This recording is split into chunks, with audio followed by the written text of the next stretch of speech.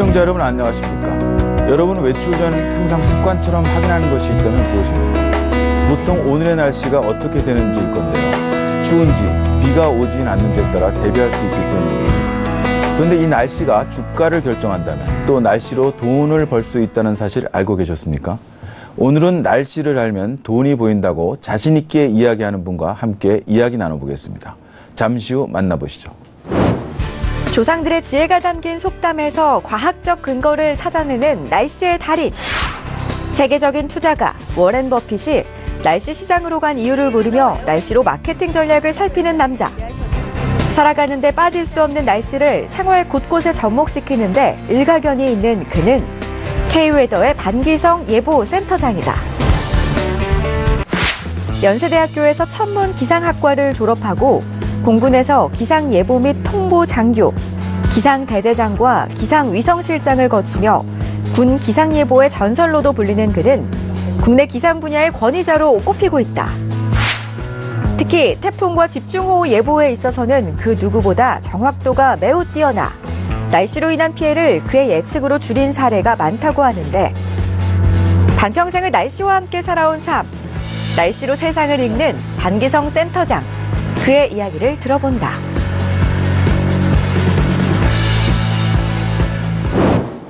자, K웨더의 반기성 예보센터장님 모셨습니다. 안녕하십니까? 네, 안녕하세요. 네. 자, 제가 궁금하지 않을 수 없는 게 우리가 이제 기상청 하면 엄청난 슈퍼컴퓨터가 있고 인공위성의 정보도 받고 하면서 가장 과학적이고 종합적으로 날씨를 예측해서 보낼 거라고 생각하는데 우리 민간 어떤 서비스 업체로서 날씨에 대해서 이렇게 오히려 더 낫다는 평가도 받고 있다는 건 도대체 이게 어떻게 가능한 겁니까? 실제로 이제 기상청은 상당히 많은 인력과 최첨단 장비들을 많이 갖고 있죠. 그런 것들은 국가기상청으로 그날의 기상 업무를 갖다 총괄하면서 필요한 부분이 상당히 많습니다. 그 모든 인력과 예산이 다 예보에 집중되는 건 아니고요. 그리고 이제 그러한 예를 들어서 위성이라든가 레이더라든가 많은 이런 자료들을 갖다 실제 로 데이터를 갖다가 생산을 하면서 예보를 낼 수 있도록 가공하는 인력들도 꽤 많거든요. 그러면서 저희들 같은 경우는 그런 데까지 세계 어느 나라나 민간 기상에서는 다 똑같습니다. 그 나라 국가기상청에서 이제 그런 모든 자료를 처리를 해서 그 나라에 있는 민간 기상업자들에게 그 로 데이터를 제공을 해줍니다. 그럼 그걸 가지고 딱 하나 하는 거는 판단만 하는 겁니다. 저희들이. 좀 최근에 좀 이상 현상이 있지 않았습니까? 지난달인가 이번 달인가 그 봄인데 어제 벚꽃을 보면서 눈이 내렸어요. 그리고 패딩을 입으면서 벚꽃 축제를 가는 아주 진풍경이 벌어졌습니다. 혹시 이런 걸 올 봄은 그럴 수 있다라고 예측하셨나요? 이게 실제로 이제 지구온난화로 인한 기후변화의 특징이라고 저는 생각을 합니다. 이제 지금 지구온난화로 해서 기온 상승이 계속 우리나라도 지속적으로 올라가고 있지 않습니까? 그러니까 예를 들어서 이제 겨울은 짧아지고 여름은 길어지고 이런 특성들인데, 기상청이 이제 세기 말에 우리나라가 평균 온도가 한 5.7도 상승한다고 예측을 했어요. 그럼 1년에 한 0.078도 정도 상승하는 거거든요. 그럼 상승하는 폭은 굉장히 적지만 스테디하게 그러니까 상승을 해 나가는 거예요. 그런데 문제는 기후변화의 특징 하나가 진폭이 커진다는 거예요. 그러니까 갑자기 더웠다가 또 추워졌다가 이런 진폭이 가면 갈수록 커진다는 거거든요. 그러다 보니까 올해 3월에 그랬죠. 실제로 3월 말서부터 때 벚꽃 축제 열릴 때 제주도 쪽으로 3월 말에 폭설도 내리고 대구 쪽에도요. 말씀하신 것처럼 정말 꽃은 피는데 패딩을 입고 나가는데 또 그 전주는 기온이 무진장 올라갔거든요. 그리고 그 추웠다 그 다음 주 또 다시 기온이 확 올라가고 그러니까 이런 변동이 앞으로는 점점 더 심해진다는 거죠. 지금 이런 날씨가 날씨 관련해서 이제 책을 많이 쓰셨는데요. 이 날씨가 보면 돈이 되고 하는 것들 이게 좀 사례를 들으시면 어떤 것들이 있을까요? 제 친구가 이제 연세대학교 상대 학장을 지냈어요. 제가 이제 연세대학교 강의 올라가면은 저 친구 방에 꼭 놀러 가는데 하루는 갔더니 그 친구가 그래요. 야, 자기 이번에 일본 갔더니 일본은 그 도시락 산업이 굉장히 크지 않습니까? 근데 그 도시락 산업이 날씨에 절대적인 영향을 받는다는 거예요. 그러면서 나보고 야, 너 기상을 했으니까 이거 한번 참조해봐라. 그러니까 저한테 이제 막 가르쳐 주는 거예요. 그래서 이제 제가 이제 어느 정도 맞장구는 쳐줬는데 사실 이런 먹거리 산업 있지 않습니까? 도시락이라든가 우리나라 같은 건 빵. 이런 산업들은 날씨에 굉장히 영향을 많이 받아요.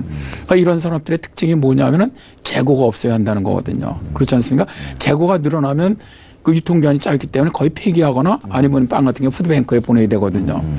그런데 빵 제조업자 입장에서는 가장 어떤 날씨에 많이 팔리는 김밥이나 예를 들어서 빵이나 이런 종류를 안다면 그 날씨 정보를 정확하게만 안다면 그런 빵을 많이 만든다는 것이죠.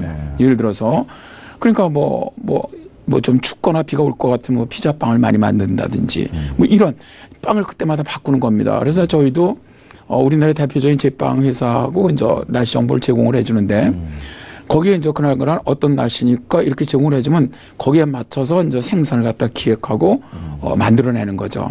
그러다 보니까 재고는 대폭 줄어들고 오히려 그 날씨에 많이 팔리는 빵이나 이런 거는 대폭 팔리게 되고 그러니까 수익률이 급격히 상승하는 예거든요. 그러니까 SPC 그룹 같은 데서는 날씨 정보를 활용하면서 매출이 한 20% 정도 증가했다래요.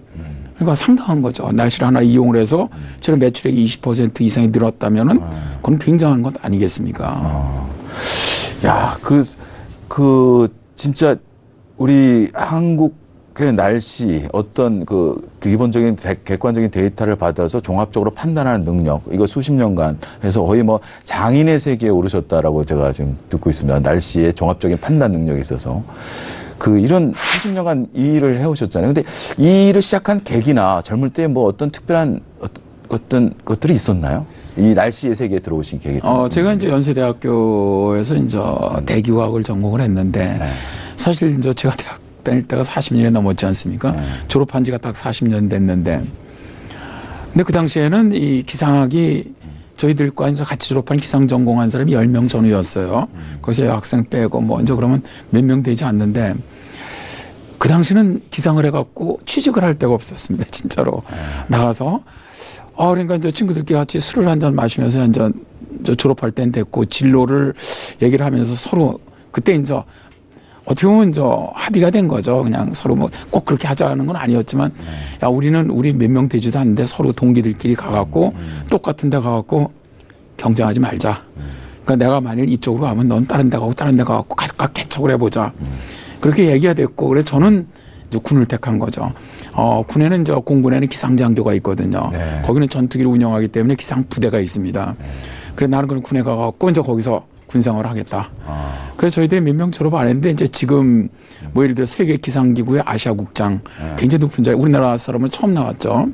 이 친구가 있고요. 저랑 같이 기상했던 친구 중에 하나는 학계 쪽으로 간 친구는 이화여대 유정문 교수가 학계 쪽으로 갔고 저는 이제 군 쪽에 와서 군에서는 어쨌든 기상부에서 최고 자리까지 갔고 그러다 보니까 서로 중첩되지 않으면서 각각 다른 분야로 가서 어떻게 우리나라 기상학계에서는 지금은 거의 최고 자리에 올라가 있죠. 기상학과들이 어떻게 지금은 대학에 많이 있나요?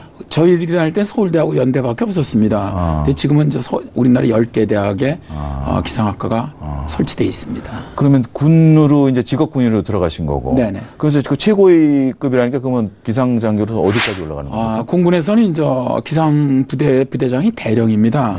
제가 이제 기상부대장까지 지내서 예비역 공군대령으로 예편을 했죠. 그러면 그 시절에 정말 우리 보통 이제 뭐 한미 훈련도 있고 여러 가지 훈련이 있습니다. 훈련할 때 기상이 굉장히 중요하지 않습니까? 그죠? 그래서 아주 재밌는 일화가 또 있으시다고 들었는데. 우리는 저는 그 당시에 미군 애들이 굉장히 제가 그 당시 예보장교 시절이었는데 상당히 좀 한국군 기상장교들을 굉장히 무시할 때입니다. 굉장히 그러니까 뭐 예보 능력도 무시를 하고 장비도 별로 없고 또 막 그러던 시절에 작전이 있는데 제가 걔들은 최신 기종 그 당시에도 항공기 뭐 헬리콥터 이런 게 최신 기종들을 갖고 있었는데 제가 그랬어요. 안 된다. 이런 날씨에서는 비행 불가능하다. 네. 라고 브리핑을 해줬는데 항상 이 기상장교들은 미군이나 뭐 영국군이나 들어오면 브리핑을 해주게 돼 있습니다. 다. 그래서 이제 영어로 딱 브리핑을 해줬더니 이제 파일럿들이죠. 최신 헬기의 그 파일럿들이 자기 그 기상대 쪽 예보장교하고 다시 통화를 하더라고요. 그러더니 자기들은 날씨 좋대요. 그러니까 자기들은 기동을 하겠다. 안 된다. 불가능하다. 근데 결국 저희 예보가 맞았죠. 그래서 괜찮다라고 가다가 큰 사고가 날 뻔했죠. 그래서 다시 우리 기지로 되돌아와갖고 아주 Korean Forecast is number one 해갖고 아주 이제 그런 경험들이 이제 쌓이면서 네. 미군 측에서 이제 우리 한국군 반기성 그때 그 당시 뭐 소령님이셨나요? 네. 우리 반기성 소령님이 계시는 한국 측 기상청에 대한 신뢰가 한국 측 기상 예측능이 네. 좀 올라갔다고 봐야 되겠죠. 네. 지금 반 선생님 세계적으로 어떤 그러한 종합적인 어떻게 보면 이걸 뭐 예술이라고도 표현할 수 있나요? 과학이죠. 과학. 이 판단 능력에서 세계적으로 넘버원이다 이렇게 자부하십니까? 그런 자부심은 사실은 기상 예보자들은 많이 갖고 있습니다. 그런데 저는 저는 하여튼 예보만은 뭐 어디 누구하고 해도 아마 최고가 아닐까 그런 정말 큰 자부심을 갖고 있습니다.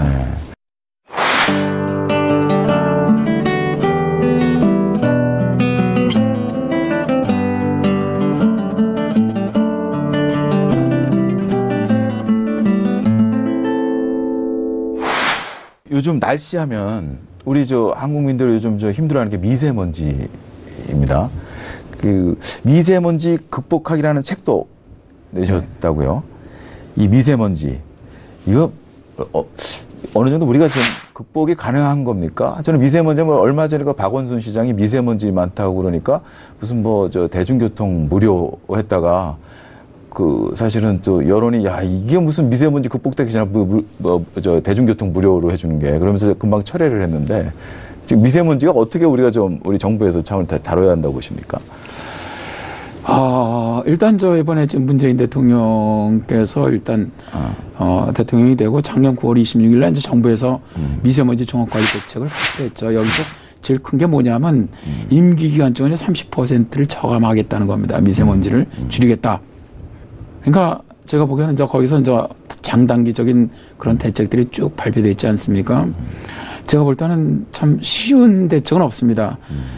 왜 그러냐면 결국은 전부 다 사람의 경제라든가 이런 것과 연관되어 있는 부분들이란 말입니다. 쉽지는 않지만 어쨌든 현 정권에서 의욕적으로 30%를 절감하겠다는 그런 정책을 내놓고 한번 추진을 해보겠다. 상당히 일단 어쨌든 목적은 저는 긍정적으로 보는데 정말 그걸 갖다 줄이기 위해서는 정부뿐만 아니고 지자체라든가 기업이라든가 국민들이 같이 하지 않으면 이거는 저는 불가능하다고 봅니다. 그 정도는. 일단 방향은 지금 노후차 지금 미세먼지의 가장 큰 원인이 뭡니까? 중국에서 어떤 외부적인 겁니까? 아니면 내부적으로 우리 쪽에서 하는 거예요? 그냥 복합적인 겁니까? 복합적이죠. 이거야 중국에서 다 날라온다라면 그것도 아니고요. 우리나라 자체에서 만들어지는 것도 아니고 일단 환경부에서는 중국에서 날라오는 것이 30에서 60%다. 그렇다면 결국 우리나라에서 만들어지는 게 40에서 70%가 우리나라에서 만들어진다는 거죠. 정부 발표를 하면. 이제 이게 어느 정도 정말 정량적으로 맞냐는 아직은 몰라요. 이건 왜냐하면은 연관의 기관이나 단체에 따라서 다 틀려요. 단지 제가 미세먼지 쪽에서 3년 이상 예보를 하고 있고 또 책도 썼고 또 학교에서 강의를 하고 있고 그런 입장에서 이렇게 쭉 제가 일선에서 직접 그 예보를 내다 보니까 1년 평균 그러니까 미세먼지가 높지 않은 계절까지 평균을 낸다면 환경부에서 얘기하는 30에서 60% 사이 정도 한 45%가 중국에서 오는 게 맞지 않겠느냐. 저는 그렇게 봅니다. 우리나라 자체에서 만들어지는 게 55% 정도 될 거다. 근데 문제는 이게 미세먼지 농도가 높아질 때입니다. 낮을 때는 상관없어요. 여름철에는. 그러니까 늦가을서부터 예를 들어서 봄까지가 미세먼지 농도가 가장 높은데 요 계절은 제가 볼 때 오히려 중국 비중이 훨씬 높다는 거예요. 특히 이 인체에 가장 해로운 초미세먼지 같은 경우는 사실 중국의 영향이 거의 제가 볼 땐 60% 이상으로 저는 보거든요. 그렇다면은 뭐 평균으로 낸다면 그렇지만 제가 볼 때는 결국 우리 한반도에 많은 영향을 미치는 초미세먼지 같은 경우는 중국의 영향이 더 많지 않느냐. 저는 일단 그렇게 판단합니다.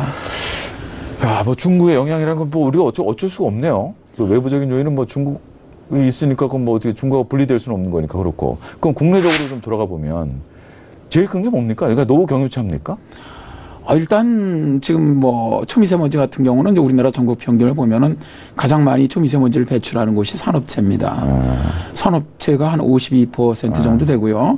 그다음에 이제 자동차들이죠. 도로 이동용에서 16% 정도. 그다음 비도로 오염원이라 그래갖고 이제 선박이라든가 항공기에서 배출하는 게 한 16% 정도. 그러니까 요 세 분야 사업장과 차량과 선박 이런 쪽에서 배출하는 것이 전체 85% 가까이 됩니다. 그러니까 나머지는 이제 좀 적다고 보는데 이제 사실은 산업체 그러니까 이제 석탄 화력 발전소가 여기에 이제 해당되는 것들이겠죠.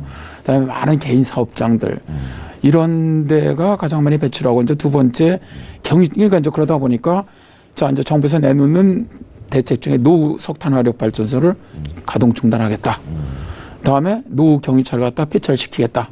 이런 정책이 가장 먼저 나오는 이유가 일단 도로 이동 오염원에서도 도로 이동 오염원 전체를 볼 때 실제로 화물차가 전체의 한 60%가 넘어요. 그다음 RV차 있지 않습니까? 이런 디젤 차량들이 또다시 한 20% 가까이 되고 그러니까 실제로 디젤을 이용하는 차량들이 전체의 그 도로 이동 오염원의 초미세먼지 배출이 80%가 넘는단 말입니다. 그러다 보니까 일단 초미세먼지를 줄이기 위해서는 가장 중요한 게 뭐 석탄화력 발전소라든가 사업체, 두 번째가 차량, 특히 이제 디젤 차가 될 수밖에 없는 것이죠. 근데 문제는 아까도 말씀을 드렸지만 사실 이제 정부도 굉장히 애로가 많습니다. 지금 국민들이 상당히 좀 정부에서 좀 불신하고 그런 부분이 있지 않습니까? 그다음에 청와대에도 뭐 청원도 막 올리고 막 그러는 것인데 노후 석탄 화력 발전소를 뭐 폐기하지만 또 새로운 화력 발전소를 계속 짓고 있단 말입니다. 이런 문제들. 그러니까 실제로 화력 발전소가 아무리 저감 장치가 잘 돼 있다고 하더라도 전 세계가 지금 석탄 화력 발전소를 자꾸 줄이는 이유는 결국 그것에서 배출되는 뭐 이산화탄소라든가 초미세먼지 양이 상당하다는 거예요. 그다음에 이제 두 번째가 이제 이런 예를 경유 차량 같은 것인데 노후 경유 차량을 갖다가 없애고 이제 예를 들어서 휘발유를 사용하는 자동차가 전체 그 자동차가 내뿜는 초미세먼지 0.1%밖에 안 됩니다. 그러니까 실제 휘발유를 사용하는 차량은 거의 초미세먼지를 배출 안 하는 거거든요.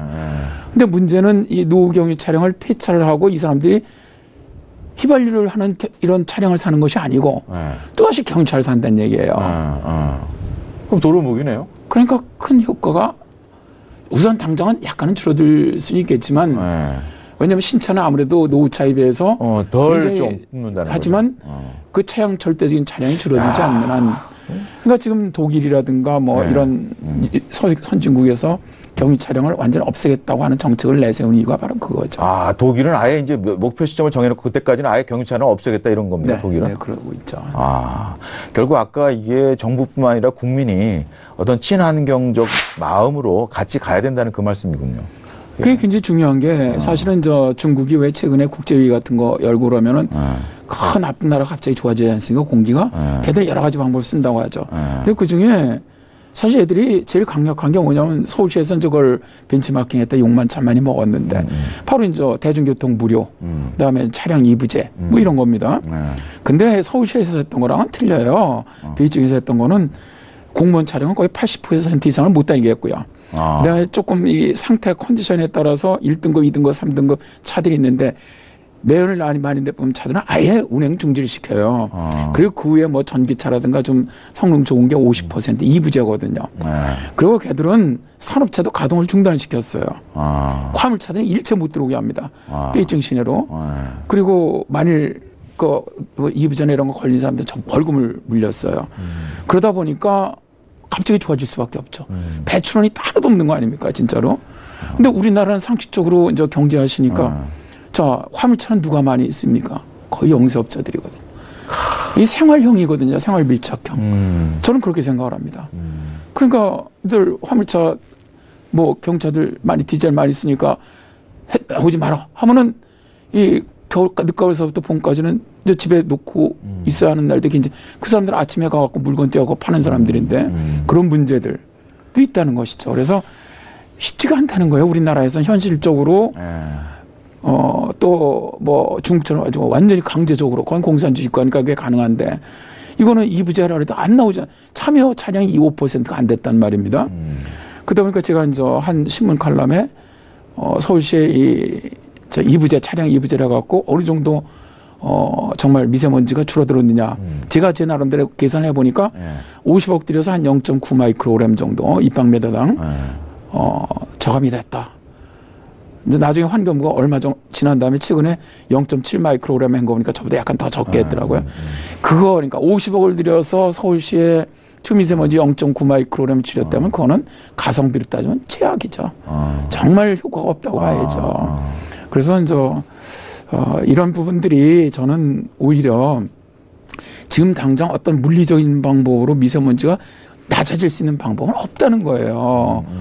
그러나 이제 그런 건 중장기적인 대책으로 꾸준히 정말 꾸준히 지속적으로 해나가고 우선 당장은 제가 볼 때는 서울시에서 작년에 그랬거든요. 작년에 미세먼지 민간군 한 100만 명에게는 미세먼지 농도가 나쁘면 쥐보가 발령되면은 미세먼지 마스크도 나눠주고 하겠다. 자기들이. 근데 그걸 안 했단 말입니다. 안 하고 오히려 좀 보면은 괜히 사람들이 주목을 끌 수 있는 차량 무료 뭐 이런 쪽으로 갔단 말입니다.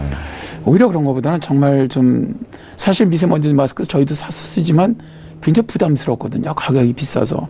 그러니까 지금 우리나라 이 저소득층이나 노인들이나 아이들은 아마 미세먼지 농도가 높다고 하더라도 안 쓰는 경우가 많아요. 아까 가격 부담 때문에? 네. 실제로. 그래요? 근데 그게 맨날 쓸 수 있는 게 한두 번 쓰면 버려야 되거든요. 미세먼지 마스크는. 이게 거의 일회용? 네. 거의 겁니까? 일회용 정도나 저 같으면 한 2번 씁니다. 그러니까 사서 쓸 수가 없죠. 굉장히 부담스럽죠. 그거 빨아서 쓰는 게 아니에요? 아닙니다. 세탁을 못 합니다. 미세먼지 마스크는. 그러니까 오히려 그런 사람들에게 나눠주는 것들이 싱가포르가 그렇게 한단 말입니다. 싱가포르는 이런 미세먼지 민간군들 그러니까 소외층들 어떤 사회적인 약자들에게는 미세먼지 마스크를 그냥 공급을 해줘요. 그래요? 이 비용이 국가의 건강 비용보다 훨씬 싸다는 거예요. 저는 사실 좀 이게 좀 둔감한 편이라서 사실 마스크를 뭐 잘 안 쓰는데 미세먼지 말 안 좋다 그래도 그냥 그게 빨아서 쓰거나 그런 것 줄 알았더니 그게 한 2번 쓰면 그냥 못 쓰는 거예요. 사실 미세먼지가 많은 분들이 이 해악성을 잘 몰라요. 그러니까 제가 이제 여의도를 사는데 그 여의도 이제 한강공원에 이제 산책을 자주 나가지 않습니까? 나가서 참 사람들이 많이 나오시는데 정말 미세먼지 농도가 높은데도 쓰시는 분들이 많지 않아요. 실제 보면. 그러니까 저는 굉장히 안타까워요. 저는 알기 그래요? 때문에 저게 얼마나 진짜 이 미세먼지가 은밀한 살인자 아닙니까? 우리가 보이지 않게 사람을 죽이는 거거든요. 최근에 와서 그런 많은 미세먼지에 대한 논문을 보십시오. 엄청 위험하다는 것이거든요. 그런데 실제로 이 마스크를 쓰지 않는 많은 주요한 이유 중에 하나가 일단 거기에 대한 인식이 약하다는 것. 두 번째는 알더라도 부담스럽다는 것이죠. 비용. 네. 그러니까 하나에 2~3천 원짜리를 사갖고 한두 번 쓰고 버려야 된다면 웬만한 서민들은 안 쓰고 말죠. 왜냐면 뭐 그냥 뿌옇긴 하지만 내 건강이 그렇게 나쁘다고는 인식을 안 한다는 거거든요. 그게 이제 계속 10년, 20년 쌓이면서. 그렇죠. 그 무슨 병으로 결국 이게 번지는 건가요? 최근에 쌓이면. 뭐 가장 많은 게 예를 들어서 뭐 심혈관 질환. 그러니까 거의 뭐 심장 질환, 심장 마비 같은 것도 다 미세먼지 때문에 굉장히 급속하게 진행이 된다. 그다음에 이제 호흡기 질환. 뭐 이거는 거의 쥐약 수준이죠. 그다음에 천식이라든가, 그다음에 이 사망률. 뭐 세계보건기구는 매년 이 초미세먼지로 700만 명이 죽는다고 보거든요. 중국에서만 25만 명이 죽는다 매년. 그러니까 이런 것들. 다음에 이제 덴마크 아마케 같은 데서는 초미세먼지가 10마이크로그램 이상 증가하면은 암 발생률이 16%가 증가를 한다. 뭐 예를 들어서 이화여대병원에서는 임산부들이 초미세먼지 농도가 10마이크로그램 올랐다마다 기형아를 출산할 확률이 12%가 증가한다. 그럼 마스크를 쓰면은 굉장히 효과적인 건가요? 그럼요. 지금 현재 미세먼지 마스크는 우리나라 시판하는 건 두 가지 종류예요. KF라 해서 코리아 필터죠. KF가 써져 있고 80, KF80과 KF94가 주로 이제 약국에서 팔리는데 사실 이제 인터넷에 들어가면 이 가짜 미세먼지 마스크가 굉장히 많이 팔립니다. 싸게. 근데 그 불량품들이요? 네, 그거는 거의 효과가 없어요. 그러니까 보온 효과밖에 없어요. 아, 그래요? 네. 근데 이제 거기에 보면은 미국 어디에서 인증한 최고의 뭐 미세먼지 마스크 그 사기예요, 다? 예, 거의 뭐 가짜. 미세먼지 마스크는 딱 고르실 때 제일 먼저 봐야 되는 게 의약 외품이 써 있느냐를 확인하셔야 됩니다. 의약 외품이라는 건 보건복지부가 의약품으로 인정을 했던 얘기입니다. 그러니까 그건 효과가 있다는 것이죠. 그리고 나서 이제 KF80, KF94인데 KF80은 80% 정도 0.6 마이크로메타 이상의 미세먼지를 한 80% 정도 차단해 준다고 해요. 그다음에 KF94는 0.4 마이크로메타 이하의 그 미세먼지를 갖다 한 94% 정도 차단해 주는 겁니다. 그러니까 실제로 KF94 정도를 착용을 하시면 정확하게 착용하시면입니다. 그것도 착용을 잘못하면 효과가 없거든요. 그러니까 정확하게 착용하는 법대로만 착용을 하시면 94% 이상 차단해 주는 효과가 있습니다. 그러니까 이게 앞에 필터가 있는 거예요. 일반 마스크는 없지 않습니까? 이건 미세먼지를 걸러주는 필터가 있다 보니까 저 같은 경우는 꼭 굳이 한 번 쓰고 버리는 게 아니라 쓰다 보면은 숨을 쉬기가 어려워져요. 이게 뭐예요? 필터니까 막힌 거예요. 미세먼지가 들어오다가. 그럼 숨을 못 쉬어요. 그러니까 이제 버릴 때가 됐구나. 근데 대개 저 같은 경우는 한 2번, 3번 정도 쓰면은 그렇게 되더라고요. 지금 보니까 이거 뭐 어디 포탈이나 이런 데서 미세먼지 오늘 이 정도입니다라고 하잖아요. 그런 것들이 좀 제대로 정확히 알려주고 있는 건가요? 일단 뭐 우리나라에서는 예보, 날씨 예보도 그렇고 미세먼지 예보도 그렇고 날씨는 기상청하고 저희 K웨더만 단독으로 하고 있고요. 독자적인. 나머지 많은 날씨 회사들은 이제 기상청 예보를 패스만 하는 경우고요. 미세먼지 예보도 지금 환경부하고 저희 K웨더만 독자적으로 합니다. 그러니까 다른 포탈이나 이런 데 앱에서 나오는 것들은 대개 환경부 예보를 패스하는 정도일 겁니다. 전달해 주는. 네, 전달하는 것이고 저희 K웨더 앱에서만은 저희들 네이버라든가 이런 포털은 저희 걸 쓰니까 그런 데 거는 저희들 거라고 보시면 됩니다. 그러시군. 이제 날씨에 있어서 이제 어떤 대가를 이루셨다는 이제 평가를 받고 계신데 날씨의 어떤 그 예측이라든지 그 기술이라든지 이런데 우리 이 날씨에 관심이 있고 이 날씨에 대해서 비즈니스 에 관심 있는 우리 청년들이나 어떤 이 사업가들한테 좀 조언이나 이런 거 좀 해주시면 어떤 게 있겠습니까? 실제로 이제 세계기상기구에서는 날씨에 투자를 한다면 기업가들이 최소 10배 이상의 이익이 있다. 날씨에 투자를 한다면. 그 다음에 이제 세계 적십자기구죠. 날씨하고 상관없는 곳 같은데 그곳에서도 공식적으로 발표를 했어요. 거기서는 날씨에 투자를 하면은 최소 15배 이상의 이익이 있다. 저는 제가 날씨 쪽에서 특히 이제 마케팅이나 비즈니스 이쪽도 일을 하다 보니까 실제 날씨를 활용하면은 상당히 기업의 어떤 수익 면에서 도움이 된다고 저는 보는 사람입니다. 그러나 아직도 이제 제가 많은 CEO 과정들이라든가 각 대학교 최고 경영자 과정에 가고 그래 강의를 하면은 많은 그 경영자분들이 이제 실제로 우리 회사하고는 날씨하고는 그렇게 큰 연관이 없는 것 같이 생각을 하시더라고요. 또 중요성을 잘 인식을 못 하시는데 그렇지 않습니다. 독일 같은 경우는 거의 모든 산업의 80% 정도가 날씨에 굉장히 영향을 받고 있다고 보고 있거든요. 그래서 우리나라도 이 날씨 경영이라고 하죠. 실제로 경영에 날씨 정보를 활용을 해갖고 해보니까 굉장히 좋더라. 그러면 그런 것들을 뽑아서 매년 그 기상 산업 대상 같은 걸 주고 그러거든요. 기상청하고 기상산업기술원 이곳에서 선정을 해갖고. 그런데 상을 받은 이런 업체들을 보면은 정말 놀라운 업체들이 굉장히 많습니다. 그러니까 그런 데는 날씨 정보를 쓰기 이전과 날씨 정보를 써 보니까 실제로 경영에서 엄청난 이익을 얻는 거예요. 그런 부분들. 우리 K웨더 앞으로 우리 소장님 계획이나 이렇게 좀 알리고 싶은 거 있으면 마지막으로 한 말씀 하시죠. 사실 저 같은 경우는 대학에서 기상학을 전공을 하고 보면은 어쨌든 기상 분야에 몸담은 게 44년쯤 일하고 있습니다. 이제 제 나이 정도에서 보면은 대개 은퇴해서 대개 집에서 많이 쉬는 나이인데 안직 일할 수 있는 게 제가 기상 분야에 있기 때문이라는 생각을 가끔 합니다. 이 기상 분야가 굉장히 전문적인 분야거든요. 그래서 사실 제가 대학에서도 제 모교에서도 학생들을 가르치고 있지만 상당히 자부심을 가져라.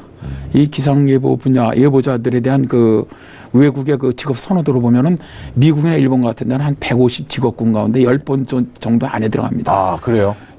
대개 직업군 선호도라는 거는 페이 이라든가 이제 어떤 직업에 대한 뭐 자부심 이런 것들이거든요. 네. 그러니까 그만큼 외국에서는 이 기상예보관에 대한 굉장히 그렇습니까? 자부심이 큽니다. 또 이 페이도 상당히 좋고요. 근데 우리나라도 결국 외국을 따라가게 돼 있거든요.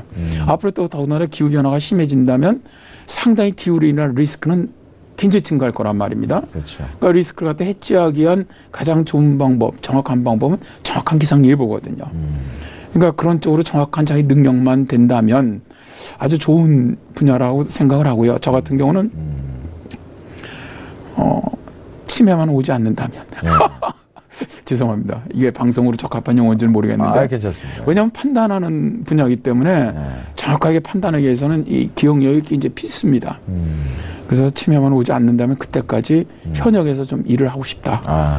그래서 정말 우리 후배들에게도 좀 더 많은 걸 가르쳐주고 싶고 그런 생각을 갖고 있습니다. 아유, 오늘 예보센터장님 오늘 좋은 말씀 감사합니다. 네, 감사합니다. 날씨를 연구하며 평생을 살아온 반기성 센터장. 한우물을 파며 독보적 세계를 구축한 이 시대의 장인을 보는 느낌입니다. 앞으로도 변화무쌍한 날씨에 많은 사람들이 대비할 수 있도록 기상 예보의 길을 계속 발전시켜 주시기를 기대하겠습니다. 그럼 다음 시간에 찾아뵙겠습니다. 감사합니다.